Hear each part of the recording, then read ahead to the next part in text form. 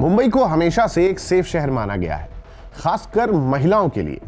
यहाँ पर देर रात आपको महिलाएं काम करती हुई, अकेले घर जाती हुई, मेट्रो या लोकल ट्रेन में बैठी हुई दिख जाएंगी और ये मुंबई के लिए काफी आम बात है। मुंबई माया नगरी है तो अक्सर रात को फिल्म्स की शूटिंग होती रहती है जिसके लिए आपको महिलाएं दिख जाएंगी।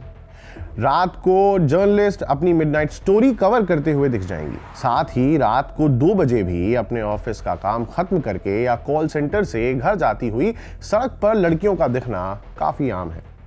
और एक्चुअली मुंबई की पहचान भी यही रही है कि यहाँ लड़कियां सुरक्षित हैं। और बिल्कुल ऐसे ही 22 साल की इस लड़की के लिए भी मुंबई सपनों का शहर था। वो उस छोटे शहर से आई थी जहां लड़कियां शाम के 6 बजे के बाद घर से निकल नहीं पाती थी। लेकिन मुंबई आकर उसे एक आजादी महसूस हुई। एक इंग्लिश मैगजीन में इंटर्नशिप और फोटो जर्नलिस्ट बनने का ख्वाब काफी नजदीक लग रहा था। और पिछले 3 महीनों से वो इस शहर में रह रही थी और मुंबई उसके लिए वो सपनों का शहर बन गया था, क्योंकि वहां वो खुल के जी पा रही थी। हर दिन कुछ नया सीख रही थी, कैसे तस्वीरें खींचनी हैं और इसमें लाइट्स का कैसे इस्तेमाल करना है और हर कहानी को कैसे एक फ्रेम में कैद करना है।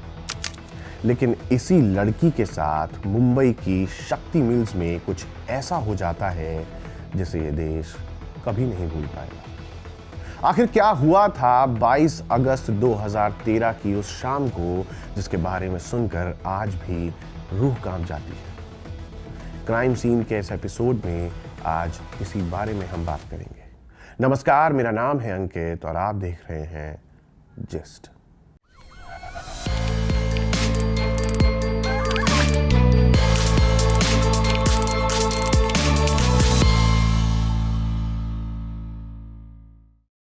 तारीख 22 अगस्त, दिन गुरुवार और सुबह का मौसम बहुत सुहावना। क्यों? क्योंकि मुंबई में अगर सुबह हल्की सी बारिश हो जाए तो शहर चमक सा जाता है। सड़कें गीली हैं और हवा में एक अलग सी ताजगी है। दफ्तर में अभी दोपहर की मीटिंग खत्म हुई है और एडिटर ने कहा है कि उन्हें एक फीचर स्टोरी चाहिए मुंबई की पुरानी टेक्सटाइल मिल्स पर, उन टेक्सटाइल मिल्स पर जो कभी शहर की जान हुआ करती थी और अब मात्र एक खंडहर बनकर रह गई हैं। एडिटर ने कहा कि शक्ति मिल्स जाओ, वहां कुछ अच्छी तस्वीरें मिलेंगी। महालक्ष्मी के पास है, बहुत दूर भी नहीं है और शाम तक तुम्हारी स्टोरी भी हो जाएगी। लड़की ने एक्साइटमेंट में हाँ कर दी और उसे ऐसे ही असाइनमेंट्स पसंद भी थे। पुरानी इमारतें, इतिहास और कई सारी कहानियां। इस असाइनमेंट में उसका एक कलीग भी था जो उसके साथ गया था। वो दोनों सेम स्टोरी पर काम कर रहे थे और वो भी एक फोटोग्राफर था और उससे ज्यादा एक्सपीरियंस्ड। शाम के 5 बजे दोनों अपने दफ्तर से निकलते हैं, कैमरा बैग में पैक करते हैं, बैटरी चेक करते हैं, मेमोरी कार्ड खाली कर लेते हैं, टैक्सी पकड़ते हैं और महालक्ष्मी की तरफ निकल पड़ते हैं। शक्ति मिल्स साउथ मुंबई के बीचों बीच है। आसपास ऑफिस बिल्डिंग्स हैं, रेस्टोरेंट्स हैं और होटल्स हैं।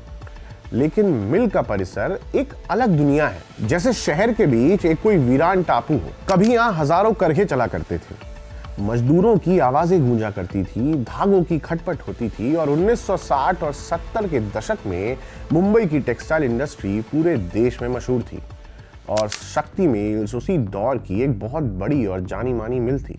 लेकिन धीरे धीरे ये सारी मिलें बंद होने लगी। मजदूर बेरोजगार हो गए, इमारतें खाली हो गईं जो आज सिर्फ एक खंडहर बन के रह गई हैं। टूटी दीवारें हैं, जंगली बेलें हैं और शाम ढलते ही ये जगह और भी सुनसान हो जाती है। लेकिन इसके उलट फोटोग्राफी के एस्थेटिक्स के हिसाब से एक परफेक्ट लोकेशन है और इसलिए अक्सर कई सारे फिल्म्स भी यहाँ शूट होती हैं और इसके अलावा यहाँ फैशन फोटोग्राफी भी होती रहती है। यानी उसके काम के हिसाब से एक परफेक्ट जगह। ये तो खैर मिल की बात हो गई। अब शाम के करीब 5:30 बज रहे होंगे जब ये दोनों शक्ति मिल्स परिसर में घुस जाते हैं। मेन गेट टूटा हुआ है, कोई चौकीदार नहीं है। अब अंदर आए तो सामने एक बड़ा खुला मैदान है जो कभी लोडिंग एरिया रहा होगा। अब चारों तरफ पुरानी इमारतों के खंडहर थे। कुछ इमारतों की तो छत भी गिर चुकी थी, कुछ की दीवारों पर जगह जगह पेंट उखड़ गया था। वहीं कुछ खिड़कियां बिल्कुल गायब हो गई थी। जमीन पर कांच के टुकड़े बिखरे थे, ईंटें पड़ी थी, लोहे के पुराने पाइप पड़े थे, प्लास्टिक की बॉटल्स थी, जिससे ये साफ हो रहा था कि लोग यहाँ आते हैं, शराब पीते हैं और फिर चले जाते हैं। लड़की ने अपना कैमरा निकाला, लेंस कैप खोला और पहली तस्वीर खींची। एक पुरानी चिमनी जो कि आसमान की तरफ निहार रही थी, अब उसके कैमरे में कैद थी। उसका साथी भी अपना कैमरा तैयार कर रहा था। दोनों बात कर रहे थे कि आखिर कौन सा एंगल बेहतर होगा, लाइट कैसी होगी और कितनी तस्वीरें उन्हें लेनी चाहिए। उन्होंने सोचा था कि आधे घंटे का काम है, ये हो जाएगा और आज के आज असाइनमेंट खत्म हो जाएगा। और बस उन्होंने अभी चलना ही शुरू किया था कि एक इमारत के पीछे से 5 लोग निकल के आए, जिसमें 2 आदमी सबसे आगे थे, बाकी 3 उनके पीछे। इन सब की उम्र 20-25 साल के बीच लग रही थी। उनमें सिर्फ एक छोटा लग रहा था, शायद 17-18 साल का रहा होगा। इनके कपड़े मैले कुचैले थे, बाल बिखरे हुए थे, चेहरों पर दाढ़ी थी, पर उनकी चाल में एक अजीब सा कॉन्फिडेंस था। पहले तो लड़की और फिर उसके साथी को लगा कि शायद यहाँ कोई काम करने वाले होंगे या फिर कोई चौकीदार। धीरे धीरे करके वो पास आए। आगे के 2 आदमियों में से एक ने मुस्कुराते हुए कहा, आप लोग फोटोग्राफर हैं? लड़की के साथी ने कहा, हाँ, हम एक मैगजीन के लिए काम करते हैं और यहाँ पर तस्वीरें लेने आए हैं। तो पहला आदमी बोला, अच्छा, यहाँ और भी अच्छी जगह हैं, हम जानते हैं, हम दिखा सकते हैं। लड़की के साथी को यह बात कुछ अजीब लगी। उसने कहा, नहीं शुक्रिया, हम बस यहाँ से कुछ तस्वीरें लेंगे और यहाँ से निकल जाएंगे। लेकिन धीरे धीरे उन 5 ने एक घेरा बनाना शुरू कर दिया था। लड़की के साथी ने कुछ महसूस किया कि यहाँ कुछ गड़बड़ है। उसने अपना कैमरा नीचे रखा और कहा, हमें जाना होगा क्योंकि हमें देर हो रही है। लेकिन तब तक वो 5 उन्हें घेर चुके थे और फिर सब कुछ बहुत तेजी से हुआ। लड़की के साथी ने चिल्लाने की कोशिश की होगी, लेकिन उससे पहले ही उनमें से एक ने उसकी बांह पकड़ ली और दूसरे ने धक्का दे दिया। वो जमीन पर गिर गया और उसकी कोहनी में चोट लग गई। इससे पहले कि वो उठ पाता, उन्होंने अपनी बेल्ट निकाली और एक ने जेब से रस्सी निकाली।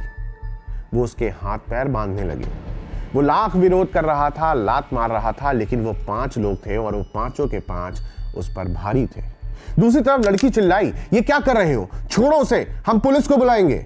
उसने अपना फोन निकालने की कोशिश की, लेकिन उनमें से 2 ने अब लड़की को पकड़ लिया। एक ने उसका मुंह बंद किया और हाथ बहुत जोर से पकड़ लिए थे। दूसरे ने उसका कैमरा छीना और उसे जमीन पर फेंक दिया। कैमरा टूट गया था, लेंस बिखर गया और मेमोरी कार्ड निकलकर बहुत दूर जा गिरा था। इतनी देर में वो उसके साथी को पूरी तरह बांध चुके थे। मुंह पर भी कपड़ा ठूस दिया था ताकि वो चिल्ला न सके, पर उसकी आंखें खुली हुई थी और डर से उसकी रूह कांप गई थी। वो कुछ कहना चाह रहा था, लेकिन उसके मुंह से आवाज नहीं निकल रही थी। वो उसे एक तरफ खींच कर ले गए, एक इमारत के पीछे, और अब 5 के 5 उस लड़की की तरफ देख रहे थे। लड़की ने फिर चिल्लाने की कोशिश की, लेकिन उनमें से एक ने उसके मुंह पर हाथ रख दिया और फिर वो लड़की को घसीटते हुए ले जाने लगे एक इमारत की तरफ। लड़की विरोध कर रही थी, लात मार रही थी, हाथ छुड़ाने की कोशिश कर रही थी, लेकिन 5 के सामने वो नाकाम थी। वो उसे अंदर ले जाते हैं एक कमरे में, जहां खिड़कियों से सिर्फ शाम की हल्की रोशनी आ रही थी। अंदर बहुत अंधेरा था। फर्श पर धूल की मोटी परत थी। एक कोने में खूब सारा कचरा इकट्ठा पड़ा था। दीवारों से नमी की बदबू आ रही थी, मच्छर भिनभिना रहे थे और एक तरफ बियर की खाली बोतलें पड़ी थी। सिगरेट के बट्स थे, तो साफ था कि यह जगह पहले भी इस्तेमाल की जा चुकी थी। लड़की एक बार फिर जोर से चिल्लाने की कोशिश करती है, हेल्प, कोई है, बचाओ। उसकी आवाज उस खाली इमारत में गूंजी, लेकिन बाहर किसी ने नहीं सुनी। चारों तरफ सिर्फ सन्नाटा था। वहां कोई नहीं था जो उसे सुन सके। फिर उनमें से एक, जो उम्र में सबसे बड़ा लग रहा होता है, वो एक बियर की बोतल उठाता है जो आगे से टूटी हुई होती है, जिसकी कांच की धार तेज नजर आ रही होती है। वो तुरंत उस लड़की की गर्दन पर बोतल रख देता है और कहता है, चुप, बिल्कुल चुप। एक आवाज भी अगर तुमने निकाली तो ये बोतल तुम्हारी गर्दन में घुस जाएगी, समझी? लड़की डर जाती है और वो चुप हो जाती है। उसने हिलना बंद कर दिया था और सांस लेना भी उसका मुश्किल हो रहा था। वो उसको फर्श पर धकेल देते हैं और बारी बारी वो 5 के 5 उसके साथ बलात्कार करते हैं।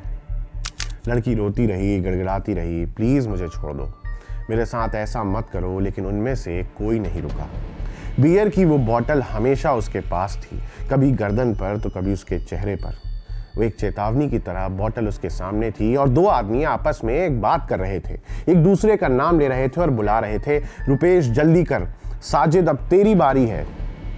ये नाम उसके कानों में रह गए और बाद में जब पुलिस को उसने ये पूरी बात बताई तो ये नाम उसे याद आए।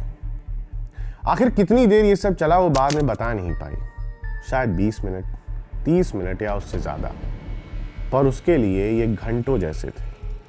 हर पल एक सदी जितना लंबा था, हर सेकंड में मौत और जिंदगी के बीच झूल रही थी वो। उसने बाद में पुलिस को बताया कि 6 बार उसका बलात्कार हुआ, 5 लोग थे लेकिन 6 बार रेप।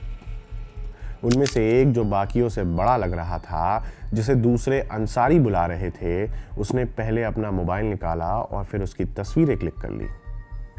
फिर उसने लड़की को उठने का इशारा किया, एक गंदा सा कपड़ा उठाया और उसकी तरफ फेंका और कहा कि इसे पूरा साफ कर, ये जगह मुझे साफ चाहिए, सब कुछ।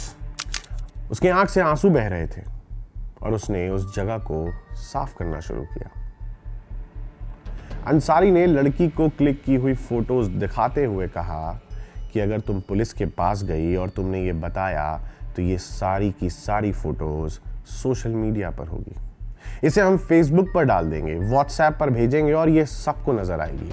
तुम्हारी माँ को दिखेगी, तुम्हारे बाप को दिखेगी, तुम्हारा भाई भी इसे देखेगा, इतना ही नहीं तुम्हारे दोस्तों को भी दिखेगी, सबको।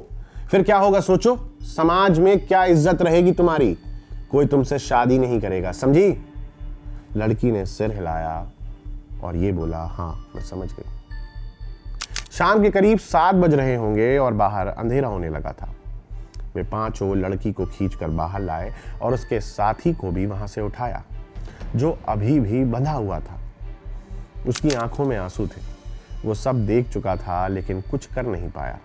उसके लिए ये मंजर और कठिन था। वो दोनों को रेलवे पटरी तक लेकर जाते हैं और वहाँ एक सुनसान जगह जहाँ झाड़ियाँ थी और काफ़ी सारा कचरा पड़ा था, वहाँ बैठा देते हैं और कहते हैं यहीं बैठे रहो, 15 मिनट तक यहाँ से मत हिलना जब तक हम चले ना जाएं। और अगर तुमने पुलिस को बताया तो याद रखना वो सारी फोटोज हमारे पास है, समझे? और वो वहाँ से चले जाते हैं। जैसे ही वो वहां से गए, लड़की के साथी ने किसी तरह अपने मुंह से कपड़ा निकाला। उसके हाथ पैर तो अभी भी बंधे थे लेकिन वो बोल पा रहा था। उसने लड़की को देखा, उसकी हालत देखी, कपड़े फटे हुए थे, शरीर पर चोटें आई थी, खून लगा हुआ था, आंखें सूजी हुई थीं, चेहरे पर धूल और आंसू। क्या हुआ? उसने पूछा। हालांकि वो जानता था, वो सब देख चुका था और असहाय होकर वो देखता रहा था। लड़की रो रही थी और उसने रोते हुए फिर बताया और उसने कहा कि उसे इलाज चाहिए, उसे फौरन हॉस्पिटल जाना है क्योंकि उसे बहुत तेज दर्द हो रहा था, खून बह रहा था और उसने ये भी कहा कि वो पुलिस को भी बताना चाहती है। लड़की ने कहा, मुझे नहीं पता क्या होगा लेकिन मैं चुप नहीं रह सकती। अगर मैं चुप रही तो ये फिर किसी के साथ ऐसा ही करेंगे और मैं चुप नहीं रहूंगी। किसी तरह उन्होंने एक दूसरे के हाथ खोले, रस्सी को दांतों से खींचकर ढीला किया और फिर महालक्ष्मी स्टेशन की तरफ भागते हुए पहुंचे। लड़की को चलने में तकलीफ हो रही थी लेकिन वो किसी तरह चलती रही। साथी ने उसे सहारा दिया और जब स्टेशन पहुंचे तो उसके साथी ने तुरंत बॉस को कॉल किया। उसकी आवाज़ कांप रही थी, तो बस इतना बोला, सर प्लीज़ आ जाइए, यहाँ बहुत बड़ी मुसीबत हो गई है, हमें मदद चाहिए, जसलोक हॉस्पिटल आ जाइए। बॉस ने पूछा, क्या हुआ, क्या कोई एक्सीडेंट हुआ? लेकिन फ़ोन पर बताना मुमकिन नहीं था। स्टेशन के बाहर से वो टैक्सी पकड़ते हैं और ड्राइवर को लड़की की हालत ठीक नहीं लगी। उसने कुछ नहीं पूछा और वो तेज चलाने लगा। रास्ते में लड़की ने अपनी माँ को फ़ोन किया। उसकी आवाज़ टूट रही थी। वो बस रोते हुए इतना बोली, माँ मैं हॉस्पिटल जा रही हूँ, जसलोक, प्लीज़ आ जाओ माँ, जल्दी आ जाओ। जब वो हॉस्पिटल पहुंची तो उसे सीधे इमरजेंसी वार्ड ले जाया गया। डॉक्टरों ने उसे एक नज़र से देखा और समझ गए कि क्या हुआ है। लगातार खून बह रहा था, कपड़े लाल हो चुके थे।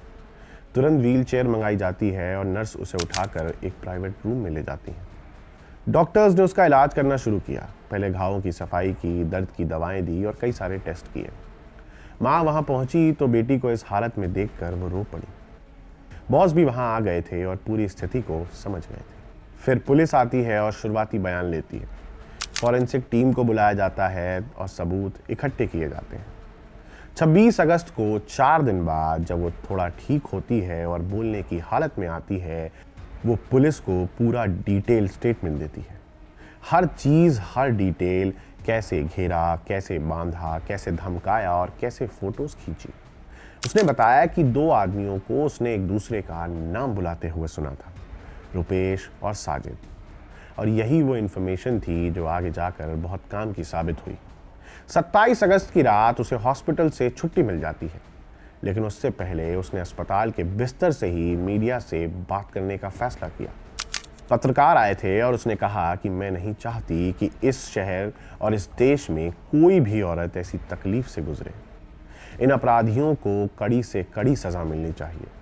रेप जिंदगी का अंत नहीं है और मैं लड़ती रहूंगी और मैं जल्द से जल्द काम पर वापस आना चाहती हूँ। ये शब्द सुनकर पूरे देश में हलचल मच गई, क्योंकि मात्र 8 महीने पहले ही दिल्ली में निर्भया कांड हुआ था। पूरे देश में प्रदर्शन हुए थे, कानून बदले गए थे और अब मुंबई में, जिससे दिल्ली से ज्यादा सेफ माना जाता था, अब वो भी इस सवाल के दायरे में था। कुछ दिन बाद 3 सितंबर को पुलिस स्टेशन में एक और लड़की आती है, मात्र 19 साल की, टेलीफोन ऑपरेटर, और वो बताती है कि 31 जुलाई को फोटो जर्नलिस्ट वाली घटना से 3 हफ्ते पहले उसके साथ भी उसी शक्ति मिल्स में यही हुआ था। वो अपने बॉयफ्रेंड के साथ वहां घूमने गई थी। शाम का वक्त था, दोनों बातें कर रहे थे और वहां वही लोग थे जिन्होंने उसके बॉयफ्रेंड को बांधा, पीटा और उसके बाद उसके साथ भी गैंग रेप किया था। उसके बाद वो दोनों इतने डर गए थे कि पुलिस को कुछ बता नहीं पाए। रातों रात एक ट्रेन पकड़ते हैं और मुंबई से छत्तीसगढ़ चले जाते हैं। वहां रिश्तेदारों के यहाँ कुछ दिन छुप कर रहते हैं और सोचते हैं कि क्या करें, लेकिन डर की वजह से वो दोनों चुप रहे। फिर जब अब फोटो जर्नलिस्ट की खबर आई है तो उस लड़की को भी हिम्मत आई है। उसने देखा कि यहाँ पुलिस केस दर्ज हो गया है, लोग पकड़े जा रहे हैं, तब उसे लगा कि शायद अब वो भी बोल सकती है। और फिर 1 सितंबर को वो मुंबई वापस आती है। सबसे पहले अपने माँ को बताती है, जिसके बाद उसकी माँ उसे हिम्मत देती है और फिर वो भी पुलिस के पास जाती है। शुरुआत में पुलिस को ये नहीं पता था कि ये वही सेम जगह है, क्योंकि लड़की इतनी डरी हुई थी, इतने सदमे में थी कि उसे शक्ति मिल्स का नाम नहीं याद आ रहा था। वो बस इतना बता रही थी कि एक पुरानी बंद पड़ी हुई फैक्ट्री थी, जिसके बाद पुलिस को गूगल मैप की मदद लेनी पड़ती है। पुलिस उसे इलाके की सभी पुरानी मिल्स की तस्वीरें दिखाती है और जब शक्ति मिल्स की तस्वीर सामने आती है तो लड़की पहचान लेती है, हाँ ये वही जगह है। तब पुलिस ने दोनों केसों को जोड़ा और जांच में पता चला कि 5 में से 3 बिल्कुल वही थे, विजय जाधव, मोहम्मद कासिम शेख और सलीम अंसारी। इन तीनों ने दोनों घटनाओं में हिस्सा लिया था। शक्ति मिल्स उनका रेगुलर अड्डा बन चुका था। वहां आने वाले अकेले लोग, खासकर जोड़े, उनके निशाने पर होते थे और बाद में इन दोनों पीड़िताओं को एक दूसरे से कनेक्ट करवाया जाता है। पुलिस इन्हें मिलवाती है, जिसके बाद ये दोनों एक दूसरे से गले लगकर रोने लगती हैं। फिर अंत में एक दूसरे की ताकत बनती हैं, जिसके बाद वो दोनों महीनों तक एक दूसरे के संपर्क में रहती हैं, एक दूसरे को सहारा देना और जब एक टूट रहा हो तो दूसरे के लिए उम्मीद बनना। अब इस मामले में पुलिस की कार्रवाई को लेकर भी बात होनी चाहिए। 22 अगस्त की शाम 8:30 बजे शिकायत दर्ज होती है और मुंबई पुलिस पर काफी दबाव रहता है। मीडिया का दबाव, जनता का दबाव और निर्भया केस के बाद सिर्फ एक ही खबर थी, शक्ति मिल्स। पुलिस कमिश्नर इस केस को खुद मॉनिटर करने लगते हैं। 20 टीम्स बनाई गई, 12 क्राइम ब्रांच यूनिट्स लगाई गई और 16 थानों के अधिकारी इस केस पर लगते हैं। और बस पूरी मुंबई पुलिस का एक ही मकसद हो जाता है कि इन 5 को जल्दी ढूंढो और जल्दी पकड़ो। पीड़िता ने जो नाम बताए थे, रुपेश और साजिद, और उसके साथी ने जो विवरण दिया था, उन सब से पुलिस स्केच बनवाती है और स्केच जारी होने के कुछ ही घंटों के भीतर पहली सूचना आ जाती है। यहाँ एक टिप ऑफ मिलता है कि धोबी घाट के इलाके में एक आदमी मिल सकता है। फिर 23 अगस्त की रात तड़के 2 बजे पुलिस उसके घर पहुंचती है। पुलिस झुग्गी में घुसती है जहां पर चांद शेख सो रहा था। चांद शेख पकड़ा जाता है और फिर 24 अगस्त को पूछताछ से विजय जाधव का पता चलता है। मदनपुरा के एक वीडियो क्लब में रात को सोया हुआ था वो। सुबह के 3 बजे फिर उसे गिरफ्तार कर लिया गया। इससे पूछताछ के बाद सिराज खान का ठिकाना मिलता है। वो गोवंडी में एक खोली यानी किराए के घर में छुपा हुआ था और उसे वहीं से पकड़ लिया जाता है। कासिम शेख की कहानी थोड़ी अलग थी। वो अपराध के बाद सीधा अपने घर चला गया था। वो ये सोच कर गया था कि शायद कुछ भी ना हो। घर पर मस्त टीवी देख रहा था, तभी उसे एक पुलिस कांस्टेबल का फोन आता है किसी और काम से। पुलिस उसे पहचानती थी क्योंकि वो पहले से छोटे मोटे अपराधों में शामिल रहा था। कांस्टेबल ने उससे नॉर्मल क्वेश्चंस पूछे कि कहाँ हो। कासिम समझ गया कि शायद कुछ गड़बड़ है। उसने झूठ बोला कि वो अपने घर पर नहीं है, अपने दोस्त के यहाँ है। फिर वो फोन रखता है और तुरंत कमीज बदलता है और अपनी माँ से 50 रुपए मांगता है। ये कहता है कि उसे कोई ज़रूरी काम है। माँ उसे 50 रुपए दे देती है। फिर वो घर से निकल जाता है भागने की कोशिश में। लेकिन रात के 2:30 बजे नायर हॉस्पिटल के बाहर एक मरीज के रिश्तेदार की उस पर नजर पड़ती है। उसे ये शख्स पुलिस के स्केच जैसा दिख रहा था जो हर जगह चिपकाए गए थे। उसने सोचा कि ये वही आदमी लग रहा है। जिसके बाद वो तुरंत पुलिस को फ़ोन कर देता है और मात्र 10 मिनट के भीतर पुलिस पहुंच जाती है। जिसके बाद 3:30 बजे कासिम को गिरफ्तार कर लिया जाता है। अब इसमें सलीम अंसारी सबसे चालाक निकला। उसे पता था कि पुलिस आएगी, इसलिए उसने तुरंत अपना प्लान बनाया। गोवंडी में एक दिन छुपा रहा, फिर अगली सुबह कुल्ला स्टेशन से लंबी दूरी की एक ट्रेन पकड़ लेता है जो ट्रेन दिल्ली जा रही थी। वो सीधे दिल्ली पहुंच गया और भरत नगर की झुग्गियों में एक रिश्तेदार के घर छुप गया। उसका प्लान ये था कि वो कुछ दिन यहाँ अंडरग्राउंड रहेगा और फिर नेपाल भाग जाएगा और बॉर्डर पार कर लेगा। लेकिन मुंबई पुलिस की टीम उसके पीछे लग चुकी थी। उन्होंने उसके मोबाइल कॉल रिकॉर्ड्स खंगालने शुरू कर दिए थे। ट्रैवल लोकेशन ट्रैक हो चुकी थी और पता चल गया था कि वो दिल्ली में है। जिसके बाद तुरंत दिल्ली पुलिस को खबर दी जाती है। उसकी एक फ़ोटो भेजी जाती है जो पहले किसी और केस में ली गई थी।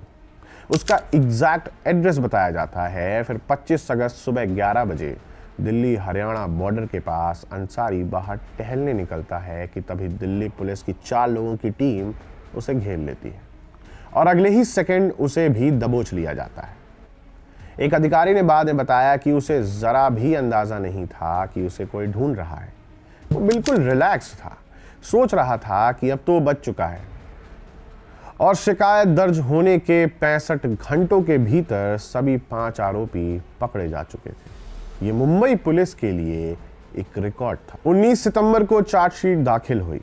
केस फास्ट ट्रैक कोर्ट में गया और जज थी शालिनी फटसलकर जोशी। उन्होंने कहा कि 60 दिन में ट्रायल खत्म होना चाहिए। दोनों केस फिर साथ साथ चलते हैं और टेलीफोन ऑपरेटर केस में 31 गवाह पेश किए जाते हैं और वहीं फोटो जर्नलिस्ट केस में 44 गवाह। 14 अक्टूबर को पहले दिन 3 स्वतंत्र गवाह आते हैं जो इस इलाके में रहने वाले थे। 15 अक्टूबर को फोटो जर्नलिस्ट की मां बयान देने आती है जो 2 घंटे तक रोती है। फिर एक एक शब्द बोलते हुए उसके आंसू बहते रहते हैं। जिसके बाद कोर्ट रूम में सन्नाटा हो जाता है। लोग सांस रोक कर ये बातें सुन रहे थे। कुछ लोगों की आंखों में आंसू आ गए थे। 17 अक्टूबर वो दिन था जब लड़की खुद कोर्ट में आई। चारों आरोपी वहां बैठे थे। लड़की ने उनकी तरफ देखा और उनकी आंखों में देखा और 4 घंटे तक गवाही दी। उसने एक एक चीज बताई, कैसे घेरा, कैसे धमकाया और कैसे जघन्य अपराध किया और फिर एक एक को पहचाना। 30 अक्टूबर को दूसरी पीड़िता आती है, पर वो जैसे ही कोर्ट में घुसती है वो रोने लगती है। जज उसके और आरोपियों के बीच एक पर्दा लगवाते हैं, लेकिन फिर भी उसका रोना नहीं रुक पाया। फिर सरकारी वकील उज्जवल निकम आगे जाते हैं, उसके पास जाकर उसे समझाते हैं और उसे भरोसा दिलाते हैं कि कोर्ट तुम्हारे साथ है। फिर वो बोलती है और कहती है मैं बोलूंगी, और उसने उसके बाद 4 को पहचाना। 20 नवंबर को उसका दोस्त आता है। वहीं 13 जनवरी को फोटो जर्नलिस्ट का साथी आता है और इन सब के बयान रिकॉर्ड किए जाते हैं। मुकदमे के दौरान एक आरोपी ने सरकारी गवाह बनना स्वीकार किया और बाकी 4 के खिलाफ खुलकर गवाही दी। फिर 20 मार्च 2014 को मात्र 7 महीनों बाद जज ने इन सभी 5 आरोपियों को दोषी करार दिया, वो भी 13 अलग अलग आरोपों में। फिर 21 मार्च को टेलीफोन ऑपरेटर केस में 4 को आजीवन कारावास की सजा सुनाई जाती है। फिर 4 अप्रैल को इतिहास रच दिया जाता है। विजय जाधव, कासिम शेख और सलीम अंसारी को फांसी की सजा सुनाई जाती है धारा 376 के तहत। यह पहली बार था जब किसी बलात्कारी को इस धारा के तहत फांसी की सजा मिली थी। यह धारा 2013 में ही निर्भया केस के बाद बनी थी। जज का कहना था कि इन आरोपियों में कानून के लिए जरा भी इज्जत नहीं है और इनमें सुधार की कोई संभावना ही नहीं दिखती। पीड़िता और उसके परिवार ने जो तकलीफ झेली है उसकी कोई भरपाई नहीं कर सकता। और अगर ये मामला सबसे जघन्य नहीं है तो फिर कौन सा है? बचाव पक्ष ने गरीबी का तर्क दिया। उन्होंने कहा कि ये गरीब हैं, बेसहारा हैं, तो इनके साथ नरमी होनी चाहिए। फिर जज का कहना था कि गरीबी किसी अपराध की वजह नहीं हो सकती। जाति, धर्म, अमीरी, गरीबी कुछ भी इस तरह के अपराध को माफ नहीं करता। और जज ने आखिर में कहा कि ये केस तभी सामने आया जब पीड़िता ने हिम्मत दिखाई, फोटो की धमकी के बावजूद उसने बोलने का साहस किया और उसी की वजह से इन 5 का असली चेहरा अब सामने आया है। हालांकि 25 नवंबर 2021 को 7 साल बाद बॉम्बे हाई कोर्ट ने फांसी को उम्र कैद में बदल दिया। टेक्निकल रीजंस की वजह से धारा 376 तभी लागू होती है जब कोई पहली सजा के बाद दोबारा अपराध करे। इस केस में दोनों मामले एक साथ ट्रायल पे गए थे, इसलिए तकनीकी रूप से ये शर्त पूरी नहीं होती। लेकिन कोर्ट ने बिल्कुल साफ कर दिया था कि इन तीनों को जेल से कभी बाहर नहीं आने दिया जाएगा। कोई पैरोल नहीं, कोई माफ़ी नहीं और कोई रिहाई नहीं। ये पूरी जिंदगी जेल में रहेंगे। कोर्ट का कहना था कि ये लोग समाज में वापस जाने के लायक ही नहीं हैं और जो लोग औरतों को इस नज़र से देखते हैं उन जैसे लोगों के बीच जीना मुश्किल है। इसके साथ ही इनमें सुधार की कोई गुंजाइश नहीं दिखती। अब ये कहानी यहाँ ख़त्म होती है, लेकिन ये कहानी सिर्फ गैंग रेप की नहीं है। ये एक लड़की की कहानी है और उसकी हिम्मत की कहानी है, जिसने हार नहीं मानी और उस लड़की की हिम्मत की वजह से वो दूसरी लड़की भी सामने आई जो आज नर्स बनने की तैयारी कर रही है, जो अपनी माँ के साथ मुंबई के एक छोटे से कमरे में रहती है और वो दोनों लड़कियाँ आपस में आज संपर्क में हैं। वो एक दूसरे को सहारा देती हैं और जब भी उन्हें अकेलापन घेरता है तो एक दूसरे को फ़ोन करती हैं, एक दूसरे से बात करती हैं। आज वो एक दूसरे की ताकत हैं। वहीं 3 आरोपी विजय जाधव, कासिम शेख और सलीम अंसारी जेल में बंद हैं। ये पूरी जिंदगी जेल में रहेंगे बिना किसी रिहाई की उम्मीद के। सिराज खान भी जेल में बंद है। वहीं नाबालिग ने 3 साल बाल सुधार गृह में काटे और वो रिहा हो गया, वैसा ही जैसा निर्भया केस में हुआ था। उसको लेकर सवाल उठे, कई सारे सवाल उठे, लेकिन क्या कर सकते हैं, यही कानून है। इसे लेकर आप क्या सोचते हैं, ये कमेंट्स करके हमें ज़रूर बताएं। आपके लिए कहानी लिखी हमारे साथी दीपेंद्र गांधी ने और कैमरे के पीछे हैं फरहान और अहमद। मेरा नाम है अंकित और आप देख रहे हैं जिस्ट।